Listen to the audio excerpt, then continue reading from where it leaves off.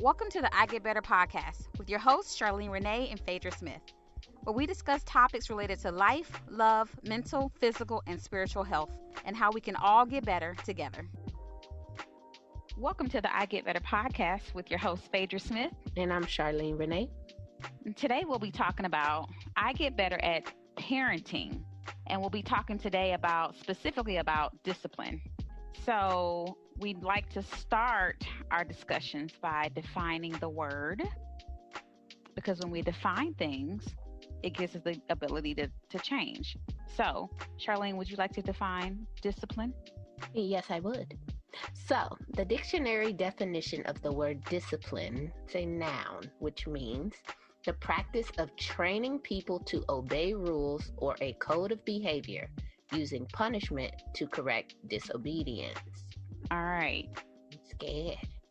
I know, that is scary. I told you. Get them. You need some discipline though sometimes, so we're gonna dive into it. But let's talk about what our own personal definitions are of discipline. What do you think discipline means, Phaedra? Well, I look at discipline as, I look at it as punishment also, but I also see the word punishment is a huge negative, and I don't always think it has to be seen that way. So I probably would switch out the word punishment with consequences, because I believe that there's always a consequence to our actions and our choices. So when I talk to my children and I talk about discipline, I always phrase it as in this was your choice, and so this is what, therefore you chose to do this, so this is therefore your consequence. How do you define it? Yeah, I also look at it as consequencing. Usually I will use the word applying consequences for behavior purposes. And for what we're specifically talking about today, when we're talking about discipline, we are talking about the standpoint from which a parent is correcting their children through applying consequences for their behavior. And we're going to be talking about the different ways that parents can do that, because a lot of parents are really lost in this area, and they don't really know what their options are for discipline. And we'll get into that a little bit later about what the perspective is on it. But it's really a good topic for us to discuss, just to kind of give people some extra tools and have them think about discipline in an alternative way. Yeah, I agree. I think also depending on your background, the neck of the woods you grew up in, your cultural, the way your family was and things like that. Sometimes we don't always have the tools other than yelling or, nowadays we call it spanking, but back then it was whooping. Go get the switch off the tree, go get the belt out the closet. So it's or a beating. A beating. So severely. Right. Well, a butt naked, a birthday whipping. That's that. No, nothing is gonna hinder this belt or whatever trying to get on your body. So, So I think it's important. It's important because just talking about this not only gives people tools, but tools ultimately can give us peace and help us to raise good humans, and also have households that have less arguments and just have more structure and overall better functioning. So let's talk about some consequences of not disciplining our children. What do you have? So when there is a lack of discipline or consequencing in a household, you will often find that the children are the ones in the position of authority in the house. And so that really leads to a different dynamic, a backwards or dysfunctional dynamic within the home, because there is an order or structure in which the family can thrive.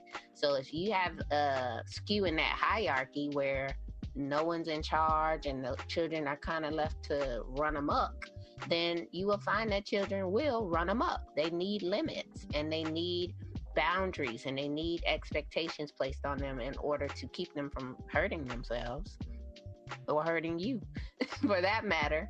And so these children will eventually grow up. And when they grow up and they haven't gotten that discipline in their childhood, it's going to be difficult for them to even practice self-discipline or self-control because they haven't had it imposed upon them from their parents. So they'll never learn those limits. Well, I won't say never, but it's unlikely that they'll learn the limits if you don't show them how to practice setting limits and following guidelines and rules. And the world is going to expect them to do that. You're not going to be able to grow up and get a job and not follow any rules, because you'll lose that job. You'll get fired. So it can lead to those consequences in the long term. But in the short term, like you said, you will find yourself lacking peace and order in your home if you aren't able to effectively discipline your children, no matter what age they are. If they're living under your roof, if you cannot apply those strategies, you will see a lot of negative consequences come from that. Yeah, so what I hear you saying is that there can be a lot of family dysfunction and just overall confusion in the home. And so I remember I was told you have a couple big things in your life, and one of them is your work, and the other place is your home. And you can't have both of them be in dysfunction. So I think we have, probably most of us, we have the capability of having more control at our homes than maybe even at our jobs. So even being able to create a sense of peace, if you're in the situation where you can, there are different, scenarios where one of the parents there might be a lack of control in the home, but if you can create peace and decrease confusion, that's where you want to go. The other thing, you mentioned the hierarchy, it creates these power struggles within the households. So you have the kiddo and the parent going back and forth, and it's about control and power. And, I think that's a really big one also, as far as a consequence of not having effective discipline. I think effective discipline is probably what we need to make sure people understand. And then you brought up one symptom of, was it discipline deficit disorder? Can you tell us some more about that, what that is?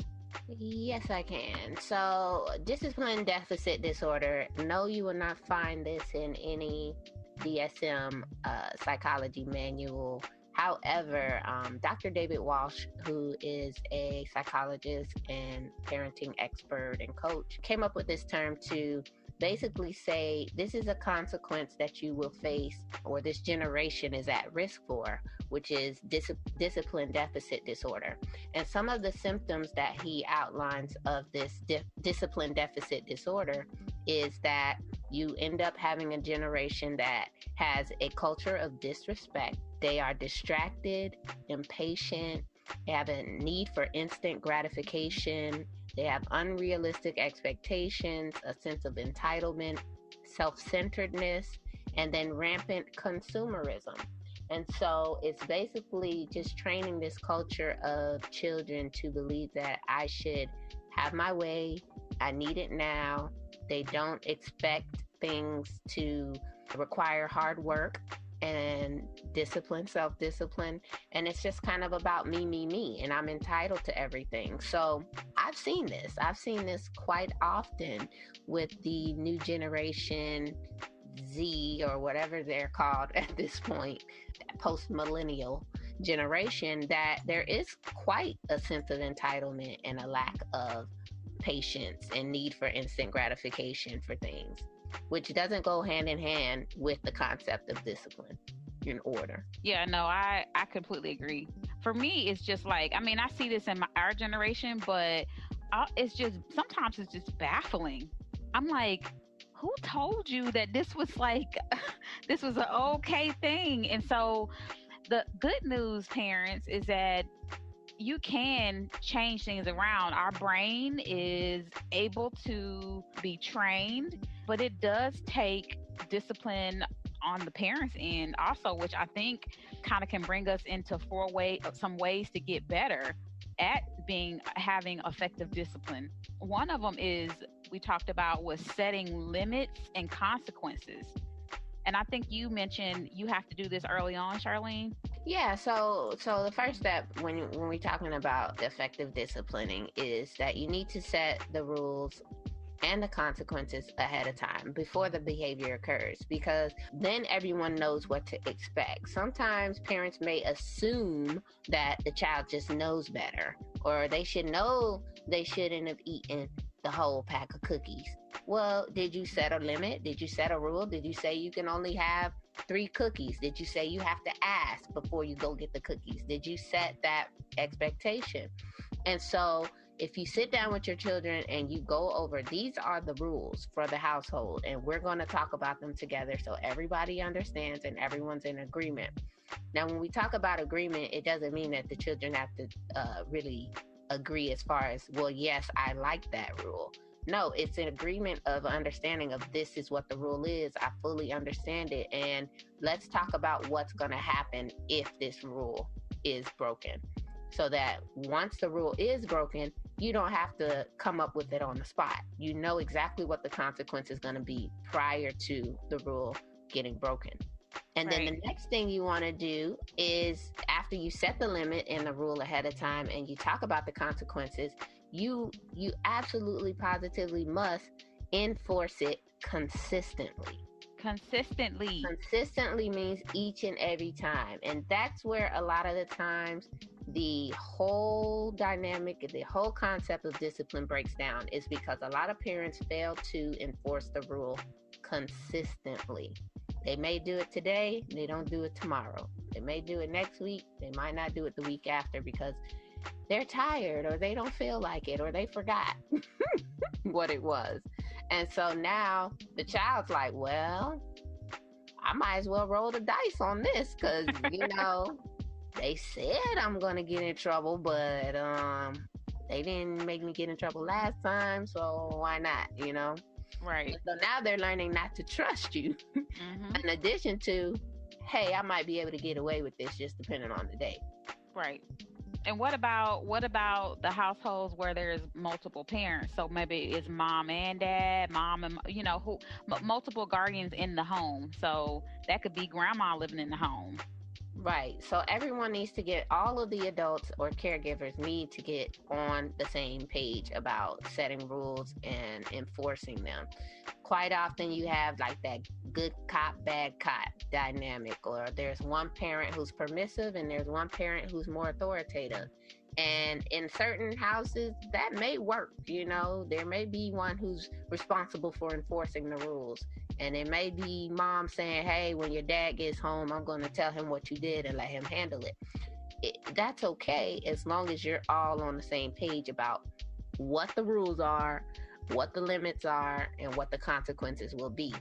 Now, if you have other family members where they may go to their house and they don't live in the house with you, that's going to be a little bit more difficult to navigate or enforce because you can't always be there to make sure that the rule is enforced. So that kind of requires some conversations that you have with other parents, if the parents do not live with you and you're in a co-parenting situation, or grandparents or other relatives or other houses they may go to where the rules may not be the same because it's not your house.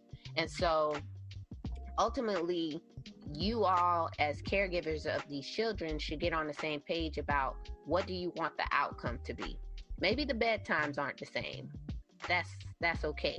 But do we want to raise this child together collectively to become a successful member and productive member of society who's going to be able to have the skill of self-discipline in the future?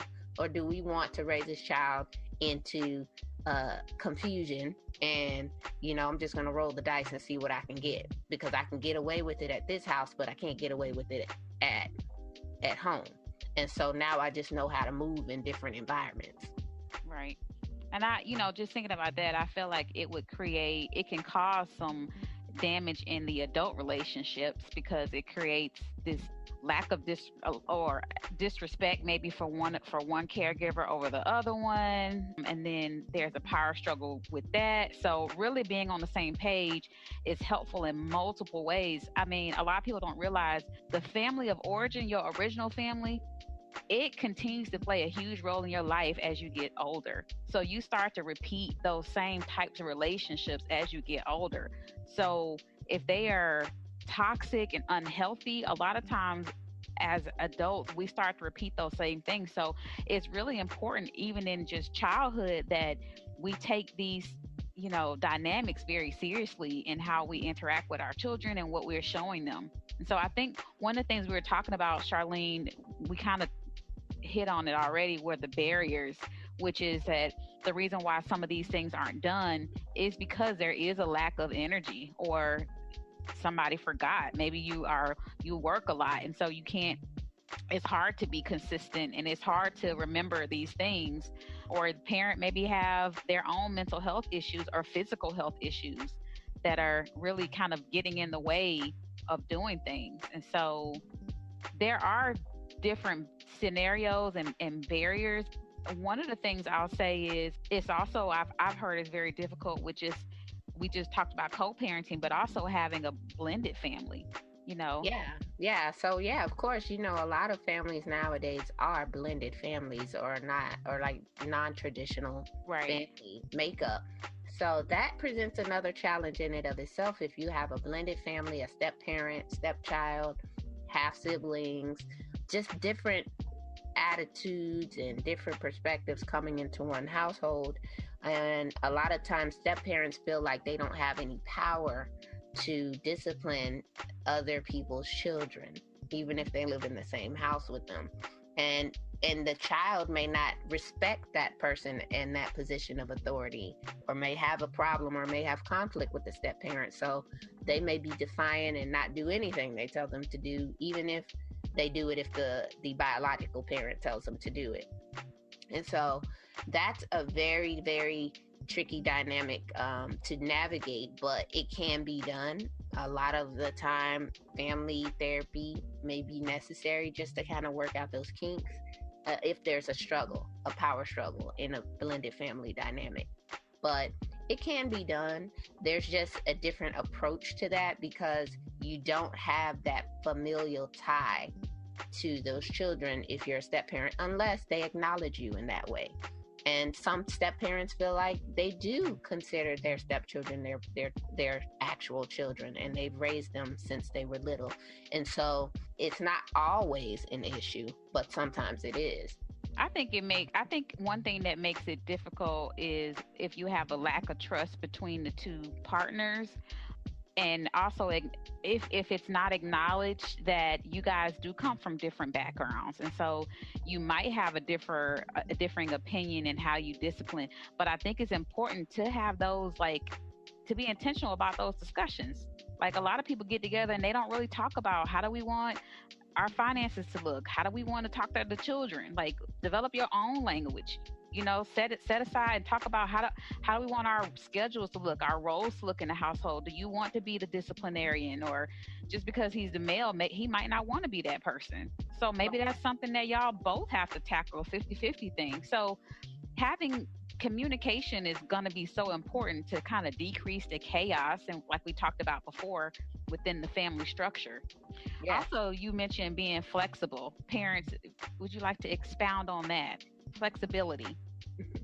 So when we're talking about being flexible, let's kind of get into some ways to get better, and what are some strategies to effective disciplining. So first and foremost, you want to treat each age group with a different approach when it comes to disciplining. So what you do with the toddler is different than what you do with a school age child, and pre-tween, and then a adolescent. So you need to have a discipline plan for each age group. When it comes to being flexible, what I mean is you have to decide what your rules are, what your values are that are more important, and what are some little things that you can bend on and flex on. Because some parents, I find, create battles for themselves, power struggles for themselves, because everything that your child does not necessarily need to be controlled. And so when you get into power struggles, or you try to control every single aspect of their life, you're going to eventually be met with some pushback, because once they get older, they start to learn to think for themselves, and they're going to be wanting to exercise their independence. They have different views on things. They have different perspectives. They aren't just your little robot, and so you need to be able to be flexible on some rules. One of the big things is curfew, right? A lot of parents, and we'll just use this for an example, is the curfew situation. And so there's a big jump between middle school and high school. There's a big shift. And so a lot of parents will kind of try to hold on to their little baby a little longer than they need to. And so they will try to enforce a rule that may have been appropriate when this child was 12, 13, and now they're 15, 16. And things have changed. And in order for the child to really grow and develop, you have to give them a little wiggle room. You have to give them a little rope, and like they said, give them a little rope and see if they hang themselves. But it's true. So being able to be flexible in your discipline when the child is getting older, bring them into the conversation. So we were talking about earlier. So what's a way to do that is asking the child, what do they think the consequence should be? Or what do they think the reward should be? Because that's one way to effectively discipline, and that's going through the reward system. So if you want to talk more about that, you can. But just to wrap up this thought, the discipline has to be appropriate for the crime, and it also has to be relevant to the child, because certain things you may think, well, this is a good punishment, it doesn't faze them at all.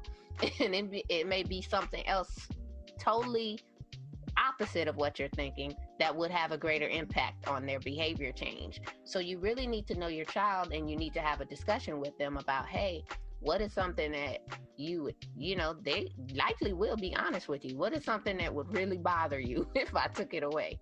And then you'll know, okay, this is something that's going to hurt. If it doesn't hurt, and if you apply the discipline for too long, that's another thing. If you say, well, you're on punishment for the next 6 months, that's way too long. The child's going to really not care at that point about getting the privileges back, and now you've lost your leverage. So talk a little more about the reward system or the token economy system when it comes to getting better at effective discipline. I think number one, you mentioned what's valuable to the child. I think they will tell you, but also having a relationship with your child where you know what they like, and they will talk to you. I think first and foremost, that's the best way to start it out. Whether it's your stepchild and you're in a blended family or whatever it looks like, building a rapport and having a relationship will help with a lot of the discipline problems that a lot of parents have anyways. So that as far as the token economy system goes, really just knowing what is important to them. So like with my son, he could give a crap if I took away candy. He don't even like candy like that. But if I mess with his games, like, I can see some immediate responses from that. And so how I word that is, you get to earn game time. And so it's not just a matter of me having consequences. The consequence is that if you choose not to do this, then you have chosen not to have this. So if you choose to play all day at school, okay, I hope you had a really great time, because when you get home, now you have chosen not to play at home. You've chosen to come home and do your work. And so how you're wording it, making sure that you know what motivates them.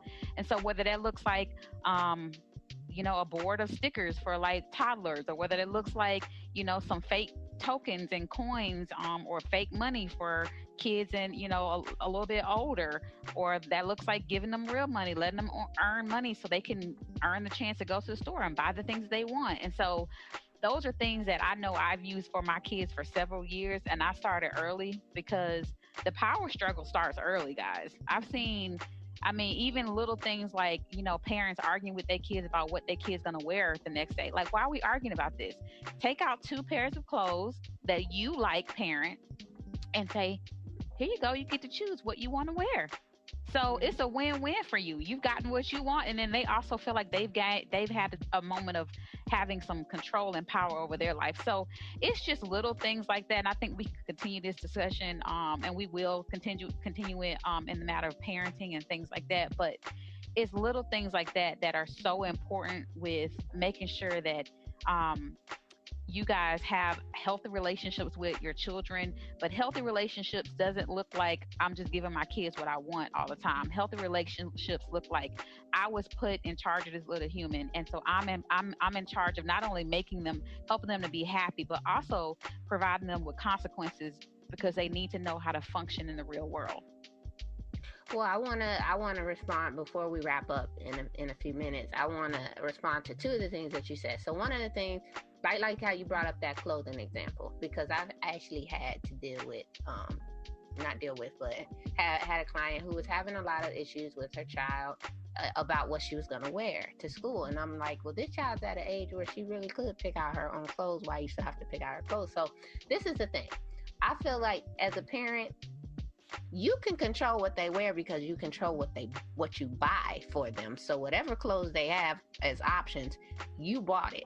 And so whatever's in their drawer, shirts, pants, skirts, shoes, whatever, socks, you paid for it. So we know you approve of those items. Now, how they put it together, leave it up to them. Don't get into a struggle about that, because they're trying to find their own identity at a certain age. So maybe you don't think the outfit looks good and maybe it doesn't match, but is it really harmful for them to pick their own clothes out and they don't match? Is it worth getting into an argument about every single day? You can give them those two choices, like you said, and say, is it this or this? Or you could say, hey, as long as you're clean and you're ironed up, I don't care what you wear. If your peers make fun of you, that's your choice. You know, if you're wearing stripes with polka dots, that may be your style. But it's not worth getting into an argument or battle about. And that's what I meant about being flexible, picking your battles. Now, the second thing you mentioned that is a really good point was building a relationship with your children and coming to know who they are and building a rapport with them. That is not done through yelling and screaming and whooping and beating and all of these things that are, well-known tools of discipline from way back in the day and up until now. That is not a way to get respect from your children. It's not a way to build a cohesive, connected relationship with your children. Now, I am not saying corporal punishment is a bad thing. Do not get me wrong. I think that it could be effective, but I don't think that it's a way to establish a healthy relationship with your children. No one likes to be yelled at and screamed at and cussed at, period. Doesn't matter what age you are. Toddler on up to adulthood. I don't like being yelled at and screamed at. So I know that my children do not like being yelled at and screamed at. I know sometimes parents lose their patience, because I lose mine and I've yelled and I've screamed, but I can tell how it affects them when I do that. So if that is the only tool you have in your toolbox for disciplining your children, we want to put some additional tools in your toolbox, because it's going to help your relationship overall if you have alternatives. If you cannot discipline without bringing anger and overreacting and losing control, then you have to deal with something within yourself before you can be an effective parent, before you can effectively discipline your children. So make sure that you do have a solid foundation in your relationship with your child before you come in trying to just discipline and be authoritative and just being like hard-nosed about every single thing that they do. I've seen little 2-year-olds getting cussed out, like grown men. And I'm like, why? This is ridiculous. Yeah. The poor baby, I think it goes back to that old rule of thumb is do not dole out consequences and punishment when in the heat of the moment when you upset, because you're not using your thinking brain and you are most likely responding out of emotion. So whether you use corporal punishment or whatever it is, you need to have time to cool off as a parent, and also taking care of your own mental health. Like you said earlier, like you're not going to be an effective parent, mother, like whatever, friend, whatever, if you haven't realized, hey, if I'm only responding out of anger, maybe I need to, because maybe I didn't grow up in a perfect, in a healthy environment, not perfect, but healthy environment. And so, sometimes we as parents didn't learn those things, and so we're learning as we go. And it's okay to say, I don't know how to do this. No, it didn't, we weren't given manuals. So recognizing where you are is also going to be very important. Yes, definitely. I agree.